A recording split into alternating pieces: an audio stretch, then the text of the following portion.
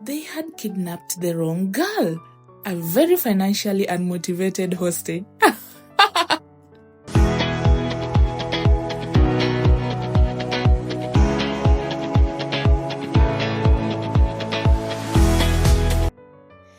Hello besties. Today I want to share a very horrible experience I went through. This is a true story. It happened to me. Until date, it gives me literal chills when I talk about it. Hold up. Before I start, I want you to ask yourself something as you listen. Have you ever left work thinking, today was just a normal day, only for life to remind you it can switch up in seconds? So, 20th of August 2021, it's around 8 p.m. I left work after my 11 to 8 p.m. shift. It was raining, not that friendly drizzle. No, I mean that serious Nairobi rain. So me, as a baby girl, didn't want to struggle with the materials. So I called myself an Uber. Simple decision, right? Or so I thought. Because I was waiting for my ride, I stayed behind while my colleagues left. You know that feeling when everyone goes and you're the last one standing? Yeah, that lonely feeling? That one. The driver called a few minutes later with the annoying question that they can always find in the app. Where are you going to? He then says he could not go all the way to my place just because he wouldn't get a return customer. You know, COVID curfew at 10 p.m. Yeah.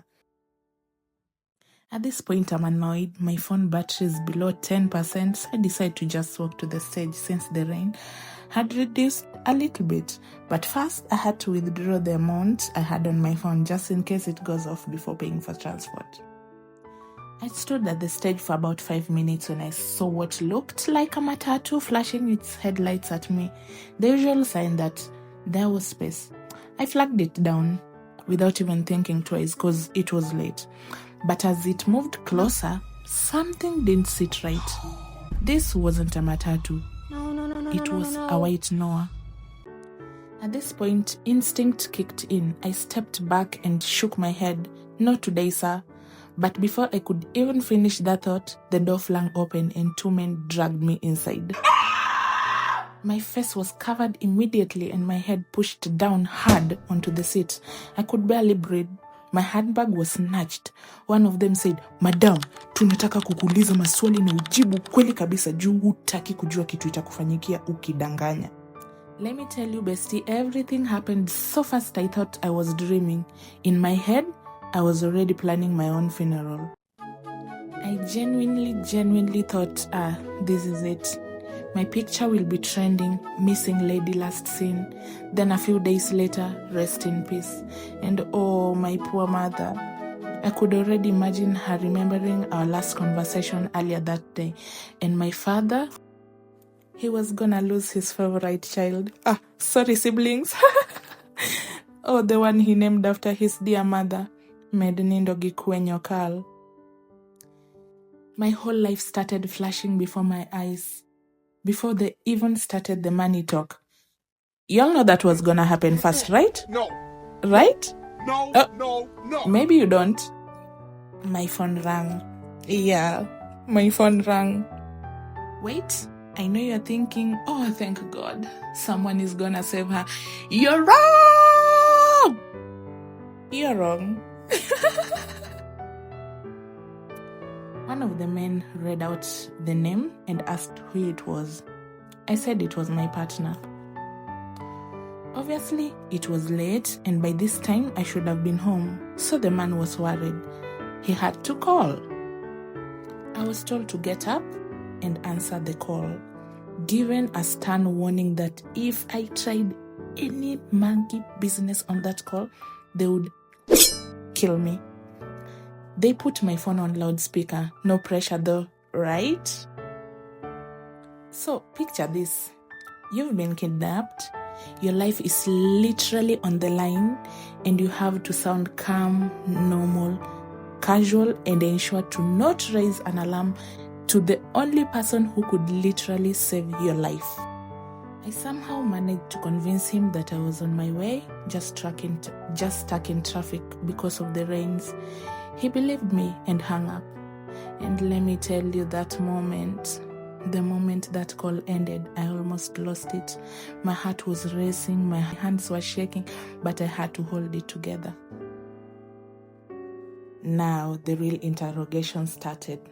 They asked about money, what bank I used, how much money I had in my account, my card PIN, my M-Pesa PIN, and a balance. They wanted 10,000 shillings. 10,000 shillings? I only had 1,300 between the short life I still had and the death I was already seeing ahead. And in my mind, I was like, guys, so you kidnapped me for chips money? Nah, I'm kidding. Anyway, since my partner had already called, they decided not to use him again to avoid raising an alarm.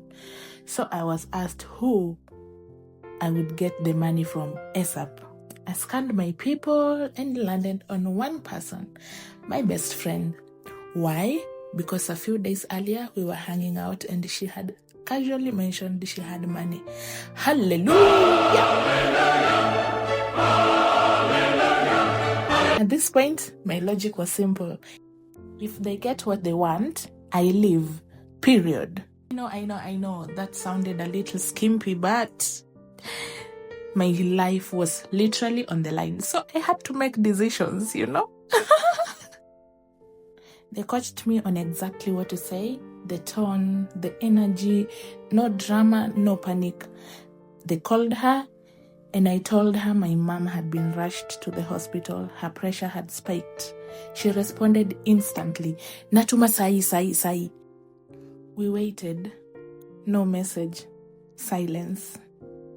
They made fun and laughed at me. What kind of best friend is that? Lying and leaving you for dead? One of them said. I came to find out later that her phone had died right after the call, and honestly, I believe that was God's protection. When they realized money was not coming, they raised the amount to 20 Gs. They got more aggressive, more threatening. They accused me of hiding money. They even told me we were close to an ATM and that they were going to check since I had already given them my PIN. At this point, I just kept insisting, hamtapata kitu, and I meant it. I was broke in peace. And I think that's when it hit them. They had kidnapped the wrong girl, a very financially unmotivated hostage. Even in fear, my mind found it funny. Like, imagine risking prison for this budget. Because honestly, if being broke could save lives, I am proof. This whole thing went on for over 2 hours. By now, it was past curfew. The roads were quiet. No more car sounds, no voices, just darkness and my racing thoughts.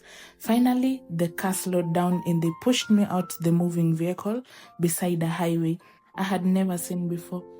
This whole time, I kept praying. I hadn't cried before. The entire time, I was in pure shock. But the second my body hit the ground, reality hit me like a wave. I cried. You know the loud, ugly cry? Yeah, that. I sat there for a hot minute, dipped my hand in the handbag like a fool trying to find my phone to call home. Of course it was taken, right? I didn't care. I have never been so grateful to God like I was in that moment to be alive and unharmed. As I tried to figure out where I was, I noticed a dim light on the other side of the road. I don't even remember how I crossed. I just ran. What is that? And when I saw another human being, I burst into tears all over again, like full emotional breakdown. Relief, fear, shock, everything. I felt it all. The guy looked at me, confused, asking what was wrong and who I was.